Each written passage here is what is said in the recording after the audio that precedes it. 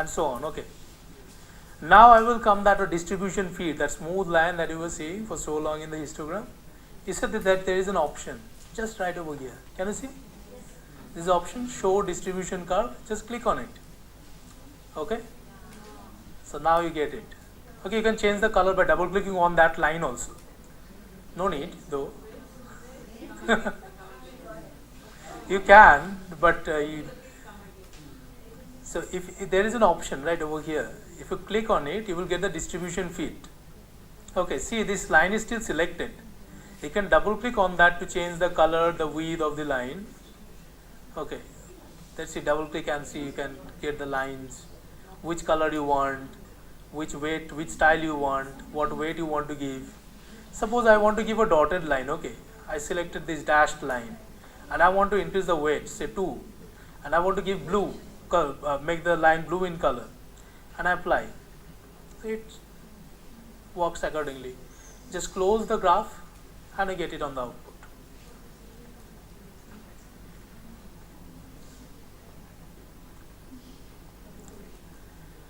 Done?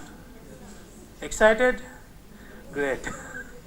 Colorful bright graphs are always a reason to get excited about.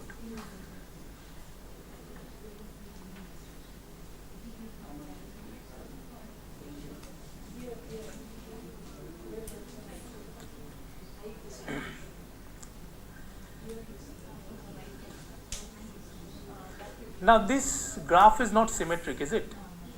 How do you understand whether the graph is symmetric or not?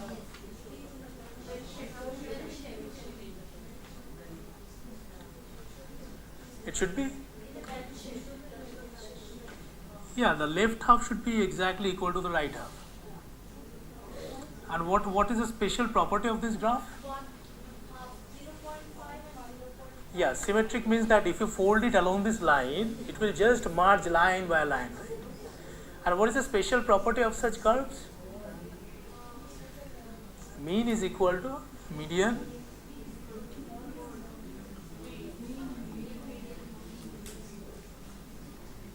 right? Now I want to ask you another interesting question.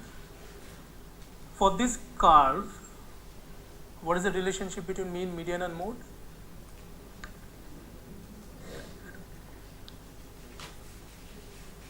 All of you know there is a less than, greater than thing, but sometimes it is difficult to understand why left and right. So see, there are two options I am giving you. Number one, see, mean is less than, median is less than mode, or mean is greater than, median is greater than mode, right?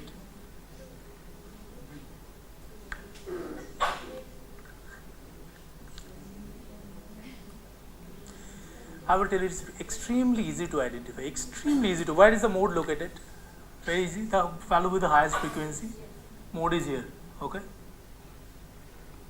Now to identify where the mean is located, understand that among these three statistics, mean, median and mode, mean is the only one which gets affected by extreme values. It gets dragged and pulled towards extreme values. So there are extreme values on this side, so mean will be dragged towards this side, x bar, and median is always in the middle. So the mean is less than, median less than mode. Simple. Simple, not very difficult to identify. Mean is the one which gets dragged. Okay. Now, in a distribution like this,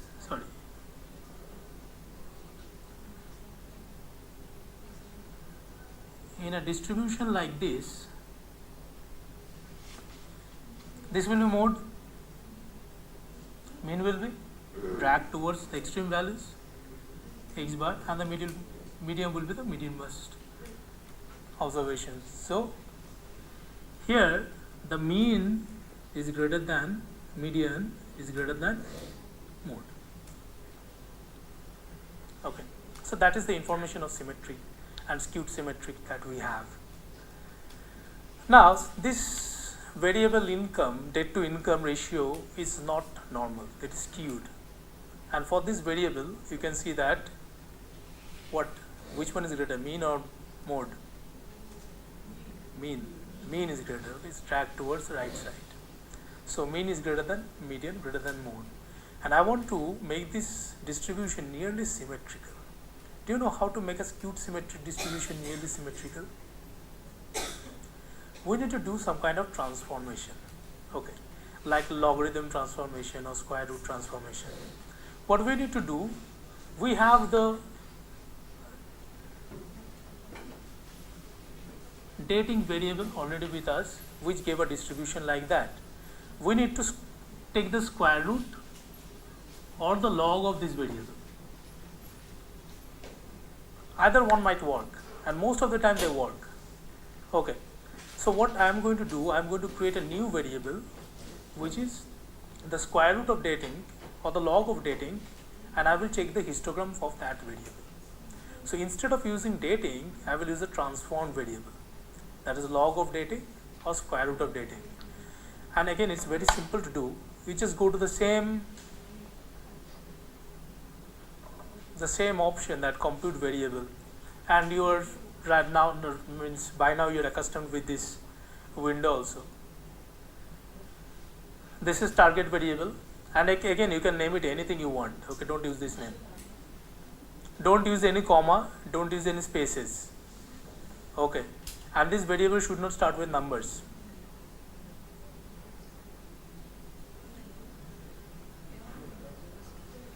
Okay, so you just make this, just name this target variable.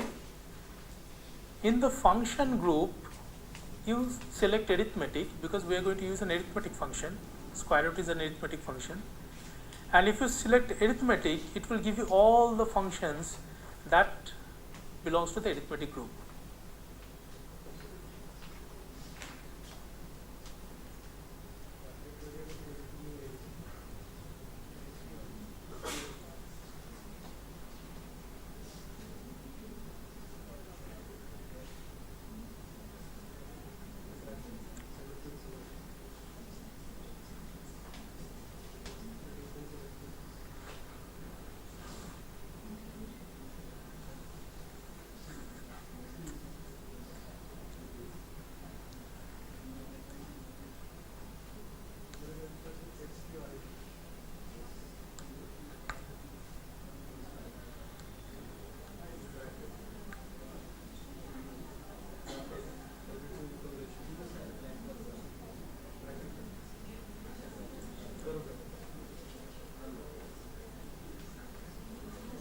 Facing problems? No? Yeah, you don't need to type. Means if you want, you can type, of course, but see, you go to arithmetic, you have the square root function over here, you can click on that, it will come over here. Then you select the dating variable from here and transport it to here. Done. Click OK. And this variable, new variable that you have, whatever you have named, see, that has been created in the data set and is the last column of your data set, right? Now you go ahead and explore that variable. Let's compute a histogram for that variable. Again, beige means change the color, make it beautiful, and put the distribution fit.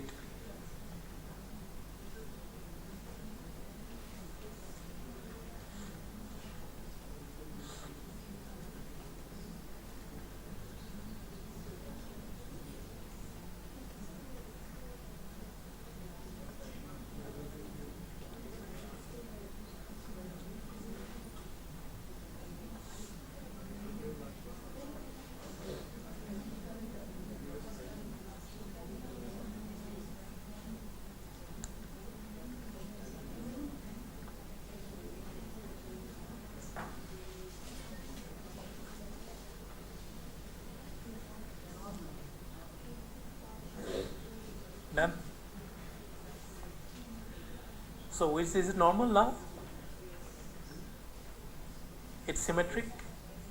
Okay, so sometime taking logarithm transformation or square root transformation helps us to make a skewed symmetric data symmetric. Okay, and we often, very often require this. You will learn this in next 2 days. You will learn a lot about this. So this is probably the histogram looks like.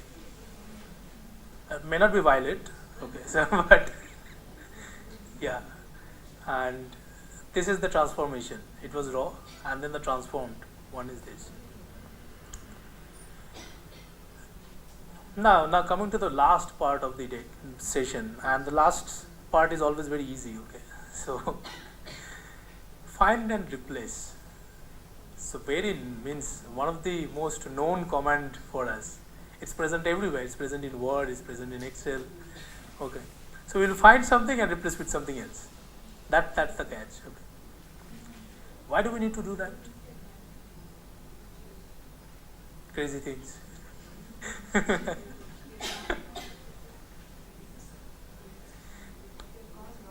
Huh? Yeah, that is one thing. If you have gone wrong, that can be. And sometimes it happens that if we have segregated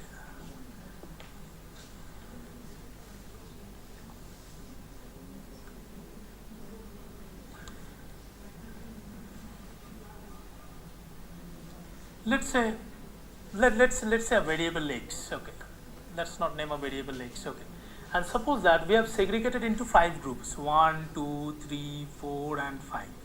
Okay, and I am observing that the behavior of this group 1 and group 2 are nearly the same, so I do not need to keep an extra group. So what I can do, I can change this entire 2 things into either 1 or 2, right, because their behaviors are same. So creating extra segmentations is a burden for us always. Okay, the simple we represent the data, the simpler it is for doing analysis. Okay, so see, there is the variable ethnicity. Which data is this? Grades. Okay, ethnicity. You go there, you find 5 and replace it with 4. See, there is a binocular option over here.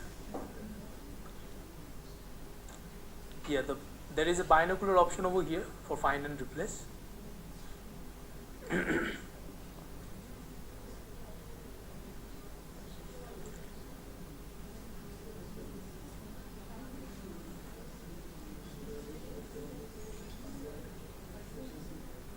Done.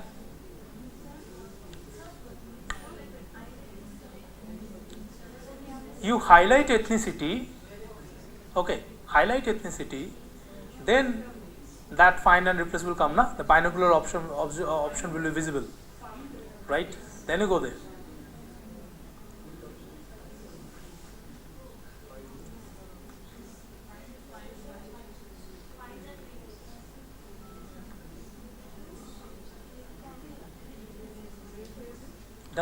Done.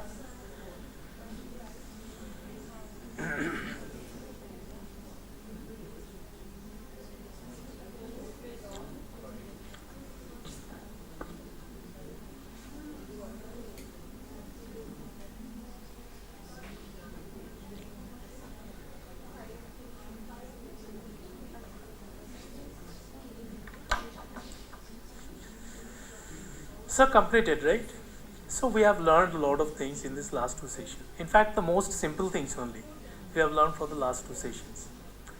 Now at the end of every sessions, we got one exercise. And someone says that you will love to do this. So these are some few problems that all of you need to do. Then you need to sit for 2 quizzes. One for the first session, one for this session. Short, very easy quizzes. Okay. So please, sir. So, I was amazed by the session. Can we have a big round of applause? Thank you. Very great. I just want to share that probably you might be feeling that so far we have not taught you anything about any statistical tool, any t-test, z-test, regression. Whole day has gone, right? And we have not discussed anything about research methodology or analysis. Now, I have seen one very senior professor who was having a data in SPPS, and he was having AL0 and AL1. The codification was like this. Data points of 500 and 600. It is related to his research, and his guide has told him that to do separate